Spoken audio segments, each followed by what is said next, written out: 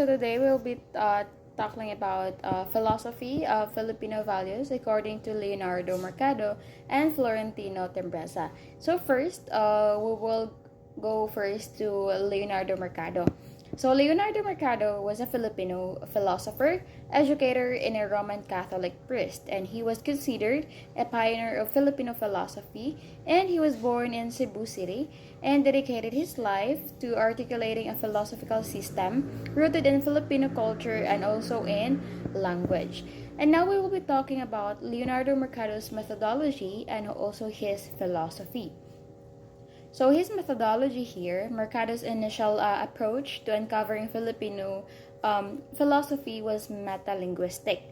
Metalinguistic means this involved tracing a common thread among Filipino languages, habits, and structures, which he believed that it could be seen in folk stories and from various regions. He later developed this into ethnophilosophy, a more encompassing method that analyzed a community's worldview and thought system. So this new method considers not only language but also the broader culture. Mercado's search is also guided by two definitions of philosophy. We have the Greek definition of investigating first principles through reason and existentialist, and also definition that philosophy must be practical, experiential, and affect one's life. He argues that since rationalizing is a universal act, the existence of Filipino philosophy shouldn't be questioned. And also, Leonardo Mercado's philosophy is rooted in understanding Filipino thought systems through a metalinguistic and ethnophilosophical approach. So, moving from analyzing language to broader cultural context, he uses this methodology to explore key themes of Filipino philosophy, including community, selfhood, and shared identity. So now we will be tackling the first key themes of Leonardo Mercado's about philosophy of Filipino values. And here, first one is community and sakop.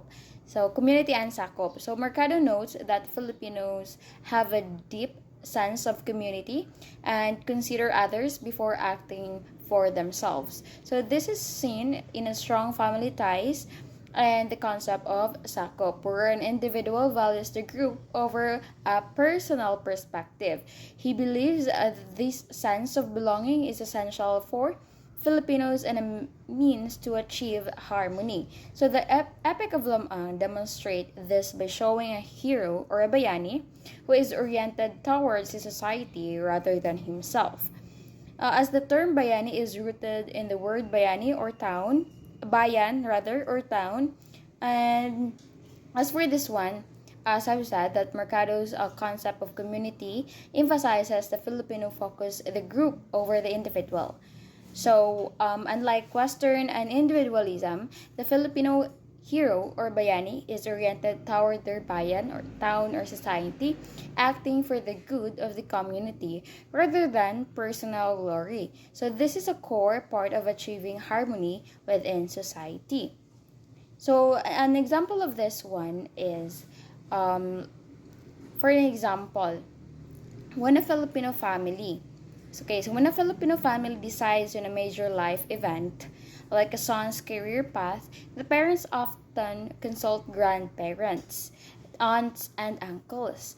The final decision is a collective one, prioritizing the family's well-being and honor over the individual's personal desire. So another example for this one is when an overseas Filipino worker or an OFW sends money home. They're not just supporting their immediate family, they're often also helping extended family members, showing how an individual's success is seen as a collective asset for the entire sakop. Okay, did you get it? So the next one would be loob or selfhood. So according to Mercado, loob is the Filipino concept of selfhood, which is a holistic and internal. So it encompasses both rational thought and emotion. and is considered the source of human consciousness and moral conscience. The idea of kalooban, or a person's inherent good nature, suggests that Filipinos have a strong moral compass that guides them toward doing what is right. It is a belief that everyone has a good core, which can be strengthened through spiritual or religious practices.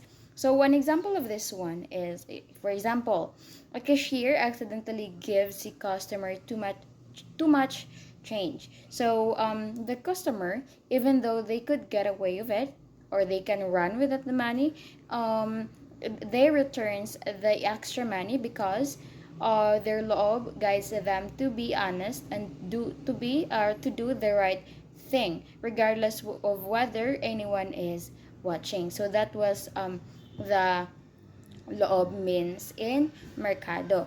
So again, it is according to them, loob, it translates self-food, yeah, as a loob, and um, the Calooban understood a man's good nature suggests that Filipino faced with an ethnical dilemma will side with what is good.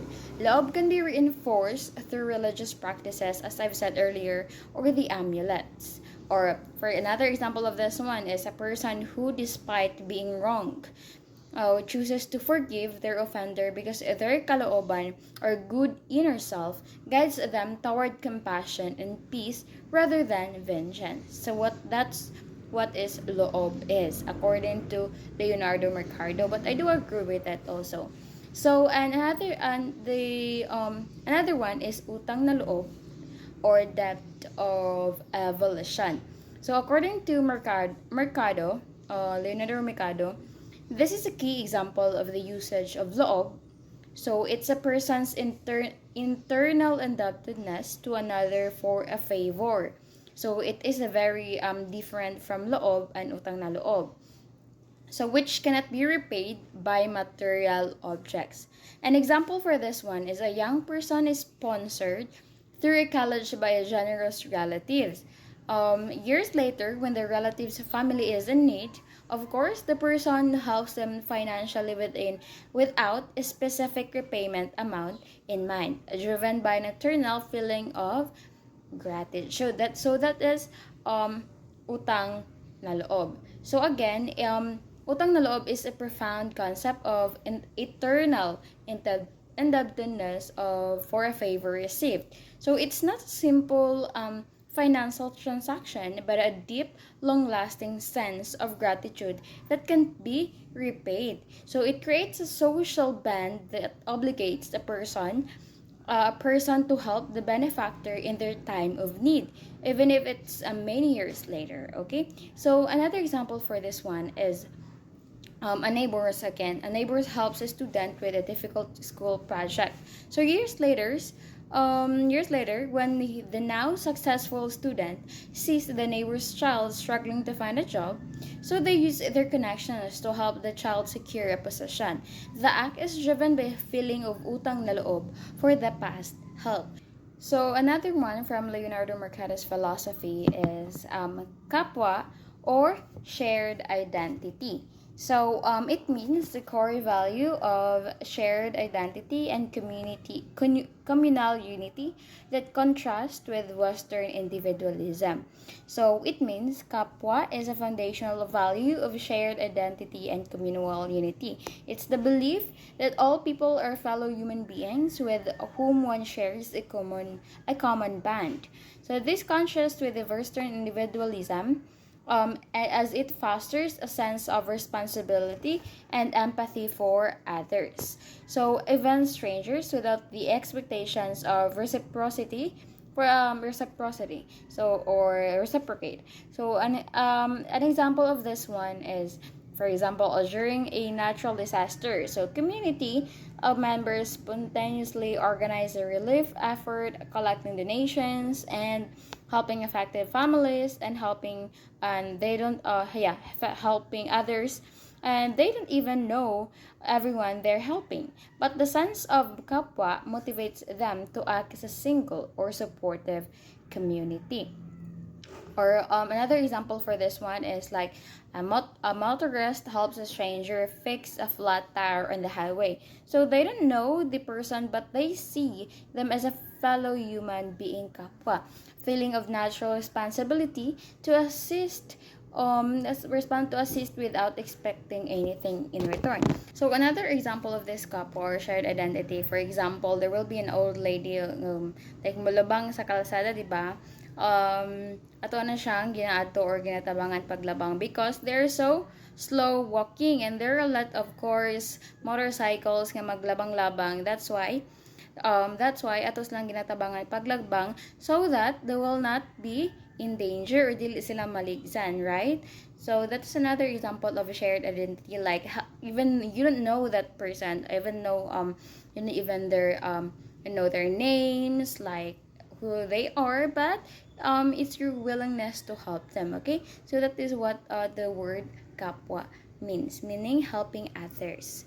Okay, that is all for my part. The other or my members will just continue discussing about a philosophy of Filipino values according to Leonardo Mercado and Florentino Tempresa. All right, have a good day. Alright, hello everyone. Now, let's continue. Let's have hiya or sense of shame. Hiya or sense of shame is a moral guide for social harmony, often misinterpreted that motivates individuals to avoid bringing dishonor to themselves or their family. Now, one example for that is a student is urged by a friend to cheat on an exam, the student refuses not just because it is wrong, but because they fear bringing dishonor or disgrace, hiya, to their family, not just to their family, but also for herself, no? Now, let's have pakikisama or smooth interpersonal relation. Now, it is an extension of kapwa that emphasizes cooperation and accommodation to maintain social peace. Now, from the word pakikisama, example is at a party, a person goes along with the group's activity, even if it's not their preference, to avoid conflict and maintain a positive harmonious atmosphere.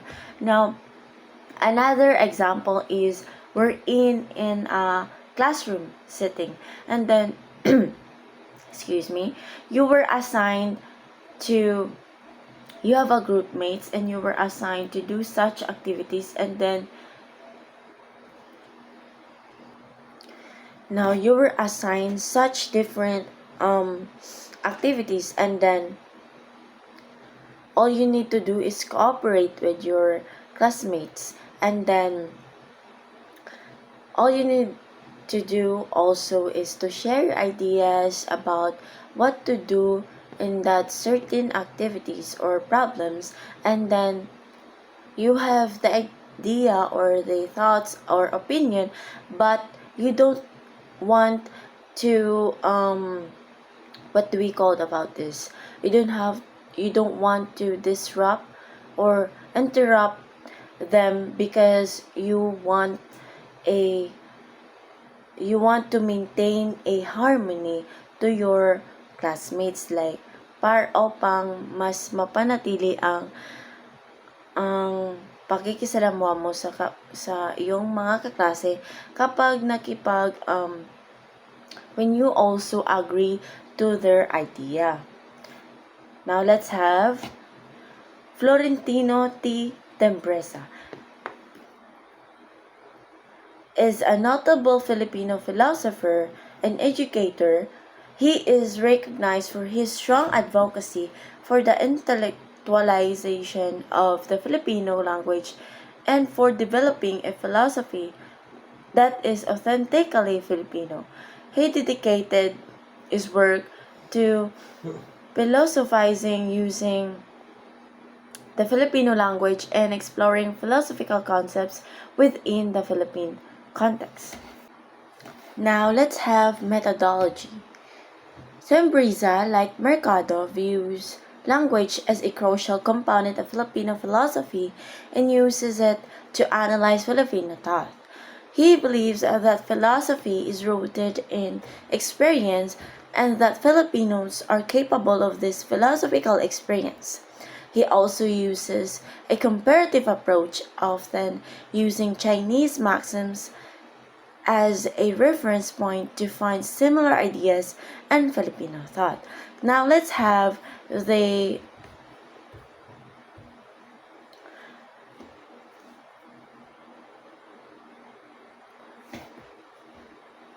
pagkatao, pakikipagkapwa, or pagkalinga.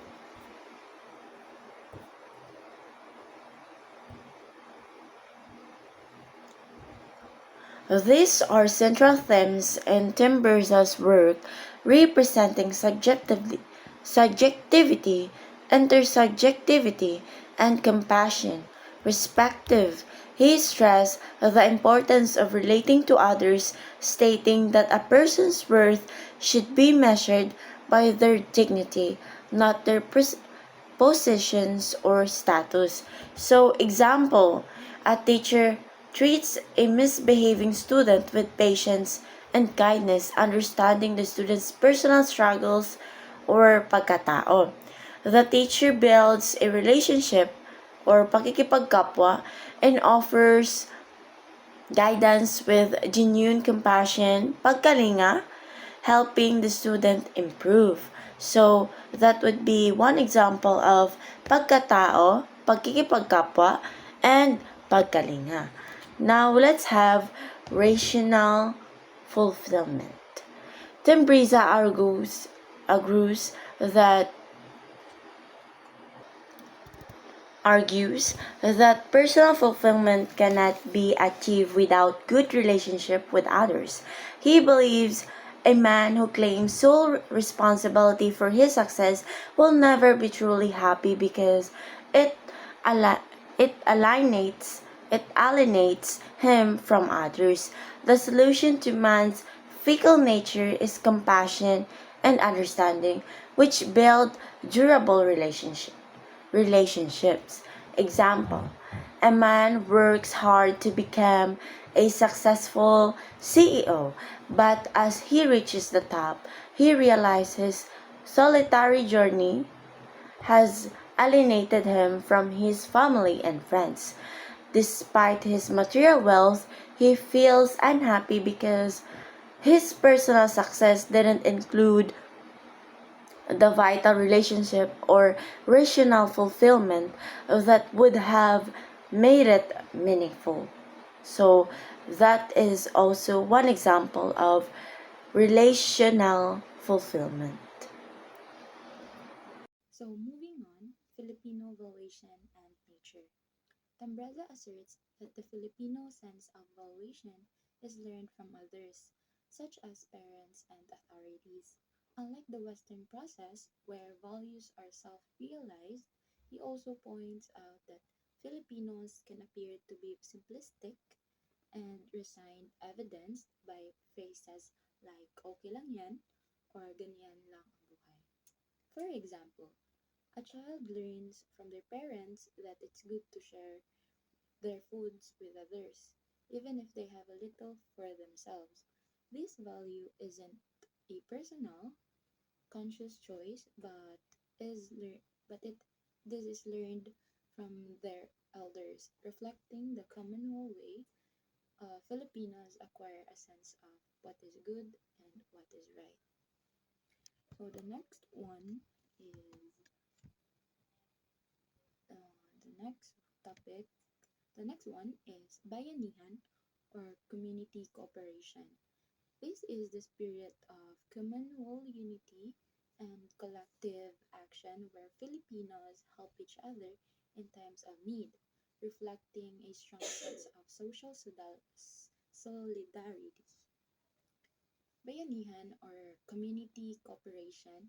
This is the spirit of communal unity and collective action where Filipinos help each other in times of need, reflecting a strong sense of social solidarity. For example, neighbors gathered together without pay to help a family move their entire house to a new location. Lifting is a collective to show their solidarity and support. So many, this example, like, name mo na siya mostly in, like, sa province, ganon. So the next one is utang na loob, or debt of gratitude. This is the moral obligation to repay kindness or favor, strengthening social bonds through reciprocity. Example, utang na loob, or debt of gratitude. This is the moral obligation to repay kindness or favors, strengthening social bonds through reciprocity. For example, a person receives free medicine from a friend who is a doctor. Later, when the doctor needs a favor, the person feels a deep moral obligation, or utang na loob, to help, a feeling of indebtedness that goes beyond a simple transaction. So, my last topic is evaluation and call to action. The works of Mercado and Tambreza are considered the foundation for the search of an indigenous Filipino philosophy. However, scholars question if this is as far as Filipino philosophy can go. The methodologies they used, which were borrowed from anthropology, are now being re-evaluated. A major criticism that their work is based on oral tradition, or folk tales and sayings, which some argue cannot support the development of a structured written philosophy with strategic logic. Despite of these efforts prove the existence of working Filipino mind, and therefore a Filipino philosophy. There is there is also a call to action for a new generation of Filipino thinkers to move beyond folk tales and religious stories and build upon this foundation. They are urged to write down their ideas and engage in dialogue with the work of their predecessors and other thinkers. That's all. Thank you.